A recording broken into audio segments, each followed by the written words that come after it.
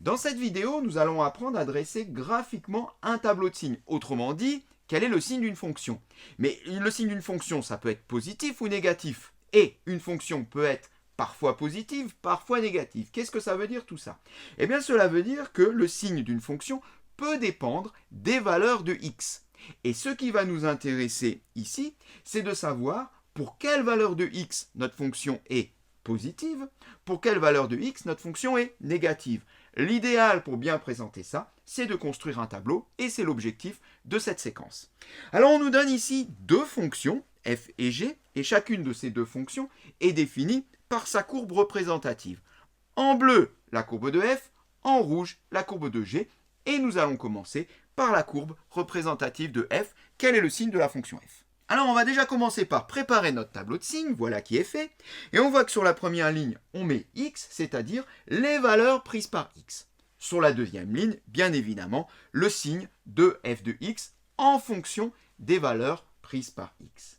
Et quand on regarde la courbe représentative de la fonction f, on constate que cette fonction prend des valeurs entre moins 6 et 6.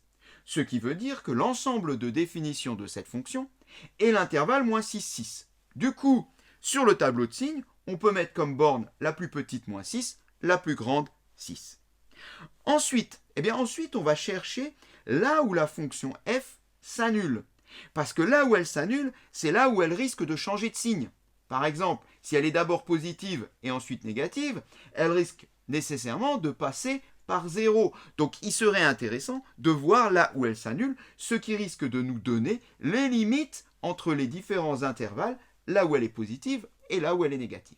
Alors, recherchons là où elle s'annule. Pour cela, on va tout simplement regarder sur la représentation graphique l'intersection entre la courbe et l'axe des abscisses. Et qu'est-ce qu'on constate? On constate qu'on a 4 points. 4 points qui ont pour ordonnée 0, c'est-à-dire 4 points qui sont à la fois sur l'axe des abscisses et sur la courbe. Le premier point, c'est le point d'abscisse moins 4,5. Le deuxième point, moins 2. Le troisième point, 1,5. Et le quatrième point, 5. Eh bien, de ceci, on peut en dire que l'équation f de x égale à 0 a 4 solutions qui sont moins 4,5, moins 2, 1,5 et 5. Et on peut faire figurer ça dans notre tableau de signes. On met donc ces valeurs pour x et on va à chaque fois faire correspondre un petit 0 pour f de x, puisque, comme on vient de le dire, c'est là où f s'annule. Maintenant, ce qui nous intéresse, c'est de savoir, avant et après chacune de ces valeurs, de quel signe est notre fonction f. Et bien pour cela, on va regarder toujours par rapport à l'axe des abscisses, où se trouve la courbe, au-dessus ou en dessous de l'axe des abscisses.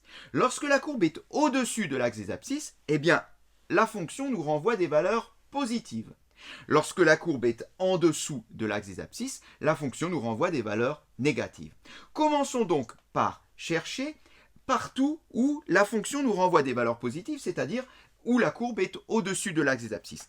Eh bien, on constate que la courbe est au-dessus de l'axe des abscisses entre moins 4,5 et moins 2. Eh bien, à partir de là, on peut en déduire que pour toutes les valeurs de x comprises entre moins 4,5 et moins 2, la fonction est positive, on peut mettre un petit plus sur le tableau de signes. On remarque qu'elle est également positive entre 1,5 et 5. Pour les mêmes raisons, la courbe se trouve au-dessus de l'axe des abscisses. On a là donc répertorié tous les morceaux de courbe qui se trouvent au-dessus de l'axe des abscisses. Cherchons maintenant les morceaux de courbe qui se trouvent en dessous, ce qui va nous renvoyer des valeurs négatives pour la fonction f.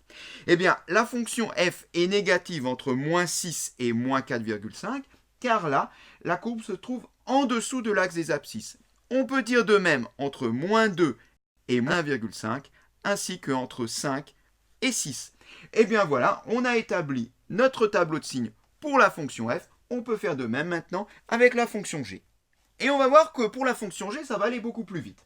Déjà, on peut dire, comme tout à l'heure, que la fonction g est définie entre moins 6 et 6, donc on peut préparer notre tableau de signes avec les bornes moins 6 et 6. Qu'est-ce qu'on avait fait tout à l'heure? On avait cherché là où la fonction f s'annule. Eh bien, on va faire de même, on va chercher là où la fonction g s'annule, puisque c'est là où elle risque de changer de signe. Et quand on regarde l'intersection entre la courbe représentative de g et l'axe des abscisses, on voit que cette intersection est vide. Ce qui veut dire que la fonction g ne s'annule jamais. Ce qui veut dire que la fonction g est toujours du même signe, soit positive, soit négative. Donc en gros, sur la deuxième ligne de ce tableau de signes, j'aurai soit un plus, soit un moins. Reste à savoir quel est le bon signe. Eh bien, c'est assez facile. On voit que la courbe représentative de la fonction g se situe toujours au-dessus de l'axe des abscisses. Eh bien, à partir de là, on peut en déduire que la fonction g est toujours positive. On complète sur le tableau de signes de g. Alors, dans cette deuxième question, eh bien, on nous demande le travail inverse. C'est-à-dire que cette fois-ci, on nous donne le tableau de signes et on voudrait construire une courbe possible qui correspond donc à cette fonction qui s'appelle h. Alors, bien sûr, les solutions sont très nombreuses, mais il faudra quand même respecter les propriétés de la fonction h qui sont donc données par ce tableau de signes. Déjà, on remarque que notre fonction h, elle est définie entre moins 4 et 4 par rapport au tableau de signes. Ce qui veut dire que sur notre repère, il ne faudra pas avoir une courbe qui dépasse moins 4 et 4. Ceux-ci seront donc les bornes, les limites de la représentation graphique. Ensuite, on remarque que notre fonction h s'annule en 3 points. Et ces 3 points, c'est intéressant de les marquer tout de suite parce que ces 3 points doivent nécessairement appartenir à la courbe, puisque quelque part, on a directement ici un nombre et son image par la fonction h. Alors le premier qu'on a, c'est en moins 1,5. On sait que pour x égale moins 1,5, on a h de x qui vaut 0, ce qui veut dire que notre courbe passe par le point de coordonnées moins 1,5, 0. On peut donc noter ici en abscisse moins 1,5 un premier point, et ce premier point appartient nécessairement à la courbe représentative de la fonction h. On poursuit, on a un deuxième point qu'on peut également lire dans le tableau de signes, c'est le point de coordonnées 1, 0, puisque pour x égale 1, h de x égale 0. Ce qui veut dire que ici, en 1, sur l'axe des abscisses, eh bien, j'ai un nouveau point pour la courbe. Et on poursuit avec un troisième point, le point de coordonnées 3, 0, qu'on peut également marquer. Voilà le troisième point qui appartient à la courbe. Ceci veut dire que on a déjà comme indication qu'on a une courbe qui va de moins 4 à 4 et qui doit nécessairement passer par ces 3 points. Pour la suite, eh bien, ce sont les signes en fonction des valeurs de x, le signe pour h en fonction des valeurs de x, qui va nous permettre de pouvoir tracer notre courbe représentative de la fonction h.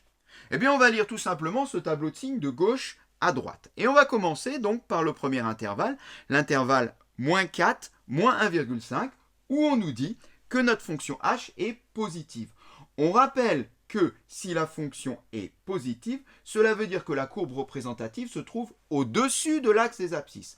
Et donc, on va avoir à représenter ici un petit morceau de courbe qui va donc de moins 4 à moins 1,5 et qui se trouve au-dessus de l'axe des abscisses. Alors, allons-y. Eh bien, on va tracer. Donc, ici, en partant donc avec une abscisse égale à moins 4, on va rejoindre le point de coordonnées moins 1,5, 0. Voilà notre premier morceau de courbe et on va poursuivre en regardant ce qui se passe maintenant sur l'intervalle suivant. Sur l'intervalle suivant, donc qui va de moins 1,5 à 1, la fonction h est négative, ce qui signifie cette fois-ci que la courbe se trouve en dessous de l'axe des abscisses. C'est normal, puisqu'on voit ici que la fonction h s'annule. Là également, elle s'annule. On a donc changé de signe par rapport à l'intervalle précédent. Et là, on va se trouver en dessous de l'axe des abscisses. Eh bien, il suffit juste de tracer un petit bout de courbe. Peu importe, il faut simplement respecter le fait que ce petit morceau de courbe doit se trouver en dessous de l'axe des abscisses, doit partir du point de coordonnées moins 1,5, 0 pour s'arrêter au point de coordonnées 1, 0. Et on poursuit la lecture sur le tableau de signes. Cette fois-ci, la fonction h est positive. Positive sur l'intervalle 1, 3. Donc, à partir de 1 jusqu'à 3, on aura donc un morceau de courbe qui va se situer au-dessus de l'axe des abscisses. Et on termine sur le dernier intervalle avec cette fois-ci une fonction h qui est négative sur l'intervalle 3, 4. Donc de 3 à 4, ici, on va avoir un petit morceau de courbe qui va se situer en dessous de l'axe des abscisses. Voilà, et on s'arrête pour x égale 4, puisqu'on rappelle que notre fonction est définie pour des valeurs de x comprises entre moins 4 et 4. On résume, on a bien une fonction en partant de x égale à moins 4 qui est d'abord positive, puis négative, puis positive, puis négative. Merci d'avoir regardé cette vidéo et à bientôt.